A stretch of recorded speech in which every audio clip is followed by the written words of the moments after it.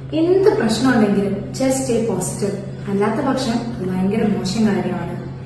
ഇങ്ങനെ ഒരു തോട്ട് ചില ആൾക്കാരുകൾ നമ്മളുടെ ഉള്ളിലേക്ക് വെക്കാറുണ്ട്. ശരിയാണ്, പോസിറ്റീവായിട്ട് ഇരിക്കുക എന്നുള്ളത് നല്ലത് തന്നെ. പക്ഷെ ഇങ്ങനെ എല്ലാം പോസിറ്റീവായിട്ട് മാത്രം കാണുന്നെന്ന് പറഞ്ഞാലോ, ഇതിനെയാണ് നമ്മൾ ടോക്സിക് പോസിറ്റിവിറ്റി എന്ന് പറയുന്നത്. സോ ഇങ്ങനെ കേൾക്കുന്ന ഒരാളെ സംബന്ധിച്ചിടത്തോളം അവർക്കപ്പോ അവർ എക്സ്പീരിയൻസ് ചെയ്യുന്ന ഒരു നോർമൽ ഇമോഷൻസ് ഒക്കെ മോശമാണ്, അത് അത്ര നല്ലൊരു കാര്യമല്ല, അതിൽ ഗിൽറ്റ് ഫീൽ ചെയ്യാനും എല്ലാം തുടങ്ങാൻ സാധ്യതയുണ്ട്.